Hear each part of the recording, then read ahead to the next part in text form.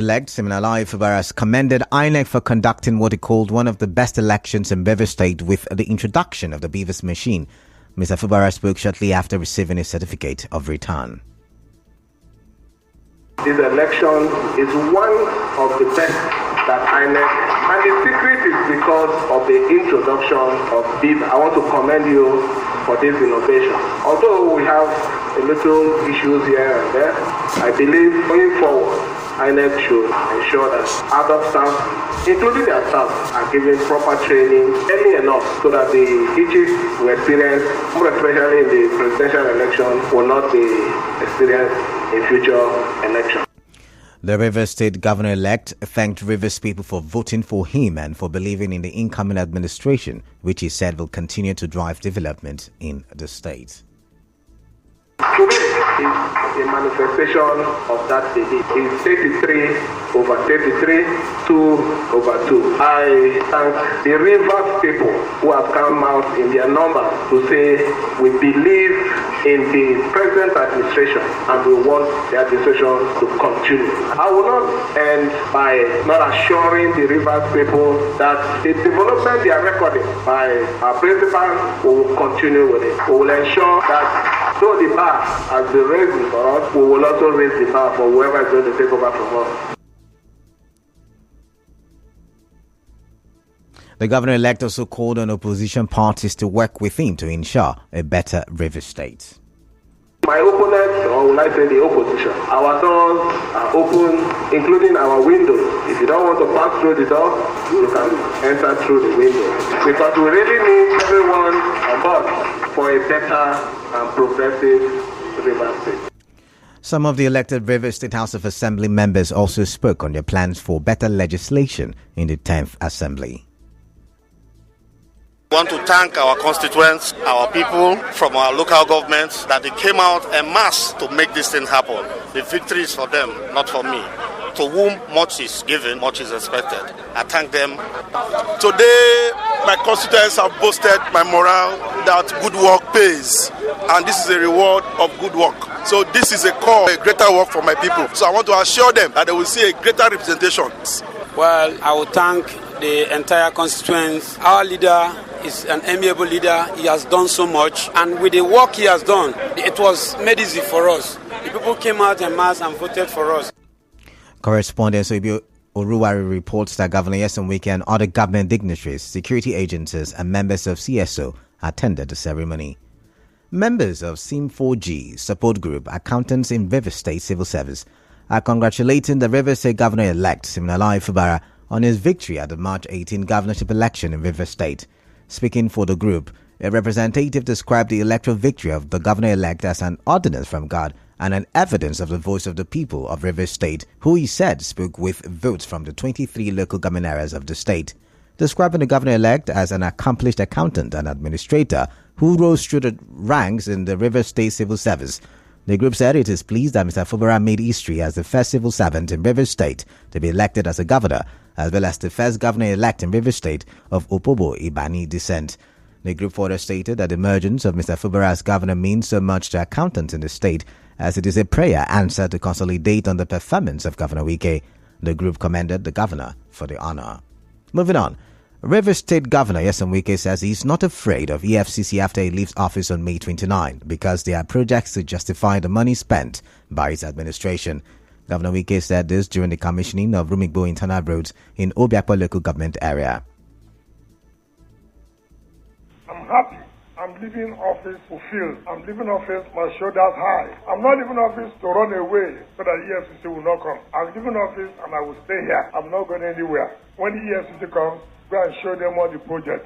So I'm happy. Everything I've asked from God, He has done for me. This period, I say, God, make it possible for us to have a certain president. God did it for us. I say, God, make it possible for me to have a successor. And God made it possible. So what am I looking for again? God has answered all my prayers. Governor Wike also said the location junction flyover will be commissioned next week, while Rumukuta-Rumola flyover will be commissioned by the end of April to ease traffic in Port Harcourt. My last day of commissioning will be midnight of May 28, 2023. We'll continue to commission projects. Next week, we are going to commission the Mboba flyover. By the end of April, we are commissioning the Rumokuta flyover. So we can have the conjunction of traffic. You can now see why it is necessary that we try to create this. Our correspondent reports that the Rumigbo internal roads were commissioned by Bauchi State Governor Bala Mohammed. In another development, the PDP Publicity Secretary in Bever State, Sidney Gbara, has criticized the APC governorship candidate Oyeko over comments that the governor is going for a third term through the incoming administration of Siminalayi Fubara. Mr. Gbara tells correspondent Emeka Otuka that Mr. Cole has instead revealed the intent of the former governor Chibuike Amechi, who supported Mr. Cole's candidacy in 2019 and 2023. It's rather unfortunate that Oyeko will come up at this time to make such a statement when we all know that despite his rejection by APC members, his paymaster, Rotimi Chibuike Amechi, imposed him on the APC in 2009 and he has come again to impose him on the APC who rejected him vehemently. We all know their antics to continue looting Rivers Treasury and Rivers money. The governor, His Excellency Yeso Wike, has made it clear in several forums that he will never would impose a candidate from PDP or neither will he interfere in the administration of the new governor-elect. So that statement is neither here nor there. It is still on election matters. A Lagos-based political analyst, Liboros Oshoma, is calling for the review of the process of appointing resident electoral commissioners and national commissioner of INEC. Mr. Oshoma made the call while reviewing the performance of INEC in the just concluded general elections. And so, in the same vein, we need to go back to how resident electoral commissioners and chairman and the national commissioners of INEC are appointed. Until we do that, you're going to have what you have, where people who are pattern lineage are superintending and managing the process that is supposed to be unbiased. That is the crisis and the pain of our election. That is what is playing out in Rivers State. That it's like the umpire, which is INEC, already has an answer. So what they are just doing is working from the answer to the question.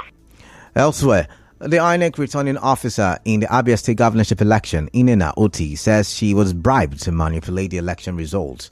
Professor Oti, who is also the Vice Chancellor of the Federal University of Technology, Owerri Futo, said this while being welcomed by the management, staff and students of the university.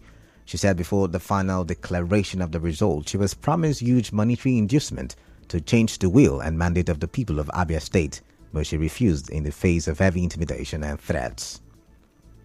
The APC Vice Chairman Northwest, Salihu Lukman, has urged the party to consider zoning the Senate President position in the 10th National Assembly to the South-South Zone.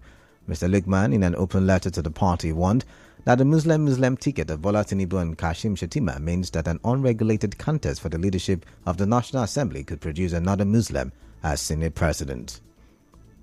The Department of State Services, DSS, says the plot to set aside the Constitution and install an interim government by misguided political actors is real. DSS spokesman Peter Afunai, in a statement today, vowed that the secret police will use all arsenals at its disposal to frustrate such a plot. It also said some key players in the plot for an interim government in Nigeria have been identified. Still ahead, court discharges acquits 15-year-old boy over manslaughter charges in Port Harcourt. Stay tuned as we go for a quick commercial break. OSV, Ogoni Sim Vanguard. Sim Vanguard, Ogoni Day Simplified. They said the only way to take receive more, now to say thank you. Now I make Ogoni Sim Vanguard.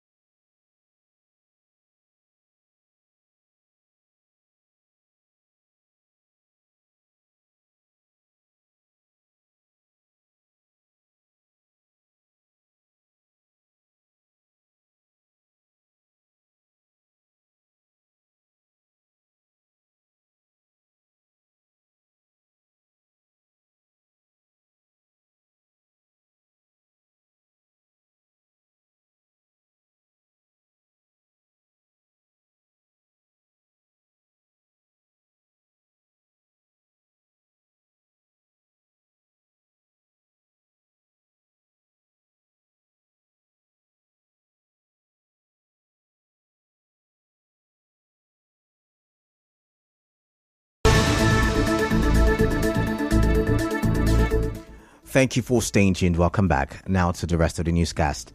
A state high court sitting in Port Harcourt has discharged and acquitted a 15-year-old boy, Emmanuel Chibike, who was on a one-count charge of manslaughter for killing a 20-year-old man, Ahmed Buhari, in 2020.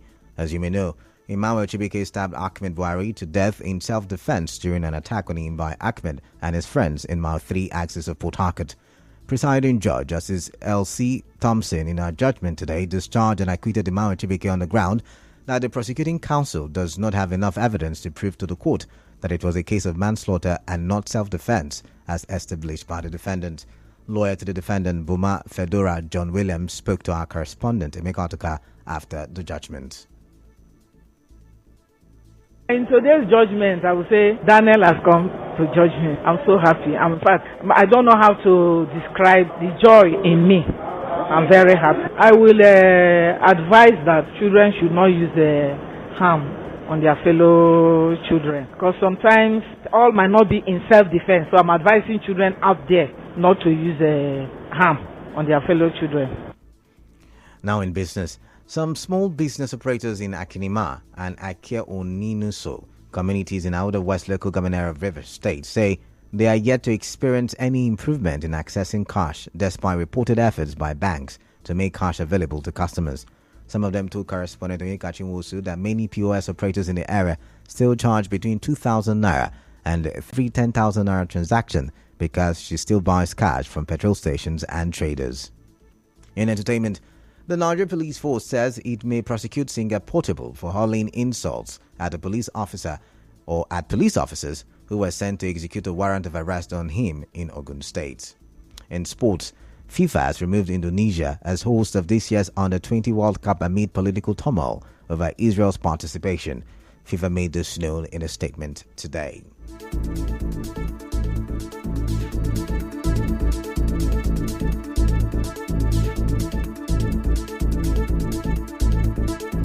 And now, we bring you news from around the world.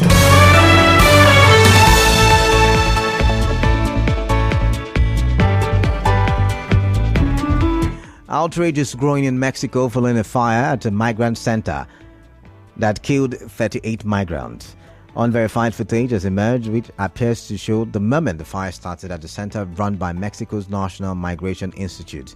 Uniformed officials seem to walk away as the blaze erupts in a corner, leaving a group of men behind in what appears to be a locked cell. The men unsuccessfully tried to open the barred door as smoke quickly spread. Mexican authorities are yet to comment on the video. On the news this evening, you heard INEC says preparations are ongoing for the conduct of supplementary elections in Rivers State. Rivers State Governor-elect has received the certificate of return, commends INEC over polls. A location junction flyover will be commissioned next week. The DSS has confirmed plot to install interim government. A court in Port Harcourt has discharged and acquitted a 15-year-old boy over manslaughter charges. On the foreign scene, a video of deadly fire at Mexican migrant center is causing an outrage. The news was edited by Martha Okeri. Cloudy weather in Port Harcourt this evening. Peace is the path to the prosperity of a nation. Let peace reign. I am Kala Dakuru Batabo. Good evening at the stations.